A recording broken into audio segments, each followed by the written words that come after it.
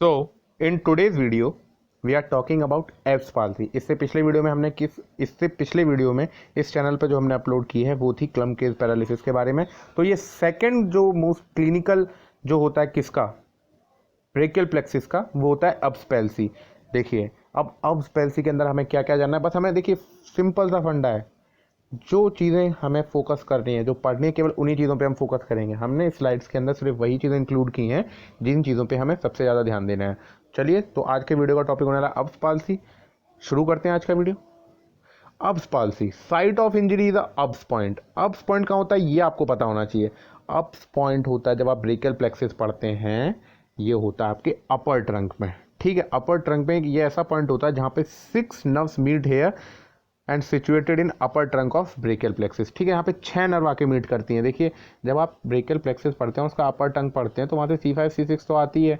और जब देखिए RT, देखिए हम भी अपने चैनल पर ब्रेकियल प्लेक्सिस के ऊपर वीडियो अपलोड कर देंगे कुछ टाइम में। देखिए RTDC होता है, सबसे पहले root, trunk, division, cord and last branch. इस तरीके से होता है ब्रेकियल प्लेक्सिस, जहाँ तक आप लोगों को पता होगा। क्योंकि अगर आप एब्स पाल्सी देख रहे हैं ये वीडियो, तो आई होप कि आपको ब्रेकियल प्लेक्सिस का पूरा आइडिया हो। अगर नहीं है तो यार पहले उसका आइडिया लेकर आए यार, क्योंकि ये उसी की क्लिनिकल है ना, तो इसीलिए उसका आइडिया होना वेरी मच इम्पॉर्टेंट। अगर नहीं भी इतना पता है कि अपर ट्रंक की वजह से कुछ होता है, तो भी आप पूरा समझ सकते हैं, ऐसी बात नहीं है। लेकिन एब्स पाल्सी के लिए brachial plexus is very much important. ठीक है, तो RTDC भी जो होता है, तो देखिए इसमें क्या होता है, रूट और ट्रंक के बीच में, मतलब ट्रंक जो होता है, डिवीजन और रूट के बीच में जो एरिया होता है वो ट्रंक होता है। तो इसी ट्रंक 3 होते हैं, अपर होता है, मिडिल होता है, लोअर, 3 ट्रंक होते हैं। तो जो अपर ट्रंक की वजह से जो होती है clinical, that is abs palsy.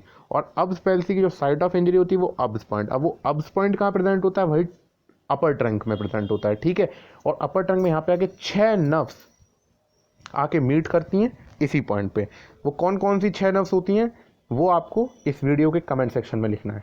ठीक है, यह होगा आपके लिए आज का question. Next, cause of injury, damage at shoulder due to birth injury, fall on shoulder, या फिर एनेस्थीसिया दे दिया जाए। देखिए कॉज क्या होता है भाई, कॉज किसकी वजह से ये इंजरी हो जाए। देखिए एक तो हो सकती है डैमेज एट शोल्डर, शोल्डर पे डैमेज हो जाए, बर्थ इंजरी मतलब बचपन में ही, या फिर आप शोल्डर के ऊपर गिर, मतलब शोल्डर अगर आप गिर रहे हैं तो शोल्डर फर्स्टली कांटेक्ट, जो फर्स्ट कांटेक्ट हो रहा है वो शोल्डर का हो रहा है, या फिर एनेस्थीसिया दिया जा रहा है। तो ये कॉज हो सकते हैं जिसकी वजह से डैमेज हो सकती है एब्स पॉइंट। जो नर्व रूट इन्वॉल्व होता है mainly C5 but partly C6। Mainly आपको C5 याद रखना है, दैट इज C5। तो अब हमें नेक्स्ट क्या देखना है, what are the muscles which are paralysed. I hope आप समझ रहे हैं। अब हमें क्या देखना है कि कौन कौन सी मसल्स हैं जो पैरालाइज्ड हो रही हैं। सबसे पहले बाइसेप्स ब्रेकियाई। देखिए जो बाइसेप्स ब्रेकियाई, सेकंड कौन सी हो जाती है, फिर डेल्टॉइड, थर्ड हो जाती है ब्रेकियालिस, और फोर्थ हो जाती है ब्रेकोरेडियलिस। अगर आपका दिमाग काम कर रहा है तो आपको ये समझ आ जाना चाहिए, these all are the muscles of arm. Deltoid को छोड़ दीजिए तो biceps brachii, brachialis and brachioradialis are the, नहीं ब्रेकोरेडियलिस भी फोर आर्म की मसल है। चलिए कोई नहीं, वो सब छोड़िए। बाइसेप्स ब्रेकियाई और brachialis are the muscle of arm, brachioradialis forearm, deltoid scapular region की मसल होती है। ठीक है, तो ये जो मसल्स होती हैं विच आर मेनली पैरालाइज, क्योंकि जो सप्लाई जो देखिए अब वो जो 6 नर्व जहाँ पर मीट करती हैं एब्स पॉइंट पे, तो उस एब्स पॉइंट की वजह से जो एंटीरियर डिवीजन और जो पोस्टीरियर डिवीजन होता है, फिर पोस्टीरियर डिवीजन एंटीरियर डिवीजन के बाद फिर जो कॉर्ड बनती हैं, फिर कॉर्ड के बाद फिर जो फाइनली जो ब्रांचेस जाती हैं, तो उन पर इफेक्ट जो हो जाता है। तो वो ब्रांचेस जो सप्लाई करती हैं बाइसेप्स ब्रेकियाई, डेल्टॉइड, ठीक है, ब्रेकियालिस, ब्रेकोरेडियलिस, उसकी वजह से ये मसल्स इफेक्ट हो जाती हैं। ठीक है, आई होप इतना अंडरस्टैंड हो रहा है आप लोगों को। अब partly supra spinatus and supinator muscle, समझ रहे हैं, partly supra spinatus and supinator is also affected. अब डिफॉर्मिटी क्या होती है, देखिए यही वेरी मच इंपॉर्टेंट हो जाता है। कुछ चीज़ें जो ज़रूरी होती हैं, डिफॉर्मिटी एंड डिसेबिलिटी, यही चीज़ें आपको जाननी है। डिफॉर्मिटी क्या होती है, जो आर्म होगी एडेक्टेड, मतलब चिपकी होगी। आर्म का एडेक्शन हो रहा है, ध्यान से पढ़िए एक वर्ड को, arm is एडेक्टेड and medially rotated. ठीक है, फोर आर्म एक्सटेंडेड एंड प्रोनोटेड। तो यार इसको हम पुलिसमैन टिप्स भी कहते हैं। देखिए जब हमारा जो हाथ होता है, अब आप ये समझ लीजिए आपका आर्म एडेक्ट हो रहा है, फोर आर्म प्रोनेट हो रहा है और एक्सटेंड रह रहा है, और जो आपका हैंड होता है, जो कि मैंने अभी इसमें नहीं किया है, वो हैंड होता है वो पीछे की तरफ फॉरवर्डेड हो जाता है।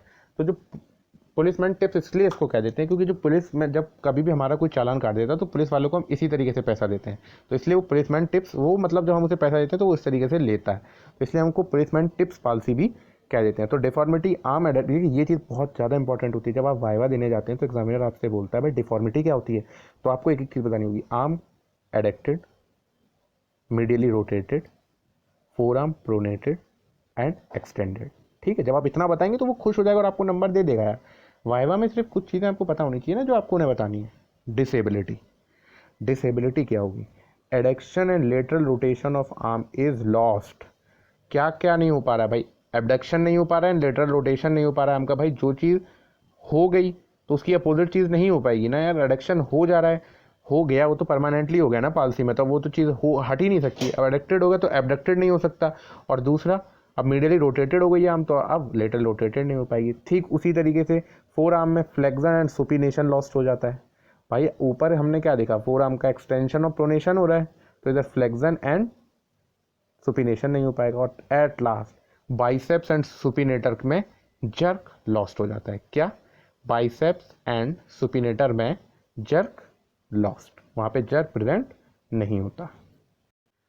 तो चलिए यहाँ पर ये वीडियो ख़त्म हो रहा है, लेकिन उससे पहले, ख़त्म होने से पहले हमारे वीडियो में हर बार की तरह सबसे पहले आखिरी में जाते जाते एक रिवीजन, क्विक रिवीजन, जिससे कि जितना भी पढ़ा वो आपको समझ आए। सो यार इतना था पूरा अब्स पॉलिसी के बारे में। तो अब लास्टली हमारे तरीके से आखिरी में हमें क्या देखना होता है? Quick revision. जब हम क्विक रिवीजन देखते हैं तो उससे चीज़ें हमें अच्छे से सब आ जाती हैं। तो ठीक है, जल्दी से क्विक रिवीजन देख लेते हैं इसका। सबसे पहले हमने क्या देखा? साइट ऑफ इंजरी होती है Erb's point 6 nerves are meet here situated in upper trunk of brachial plexus. Cause of injury damage at shoulder due to birth injury, fall on shoulder हो जाए, anaesthesia the nerve root mainly C5 and partly C6। Muscle कौन कौन सी paralyse हो जाती है, ये आप लोगों को पता होना चाहिए। Bicep brachial, deltoid, brachialis and brachioradialis. कौन कौन सी? Bicep brachial, deltoid, brachialis and brachioradialis. अब आपको इसमें देखना है कौन कौन सी मसल पार्टली होती हैं, वो भी देख। तो वो कौन कौन सी हो जाती हैं? सुप्रा स्पाइनेटस एंड सुपिनेटर। डिफॉर्मिटी हो जाती है arm adducted, medially rotated and four arm is extended. And disability हो जाती है adduction, lateral rotation, arm is lost and flexion and supination of four arm को में लॉस हो जाता है, and biceps and supination jugs lost हो जाता है।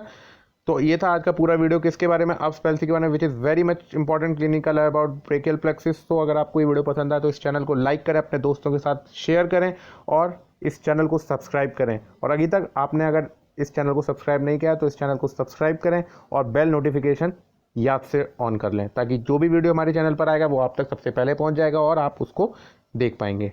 ठीक है, तो at last stay safe, keep learning, thank you.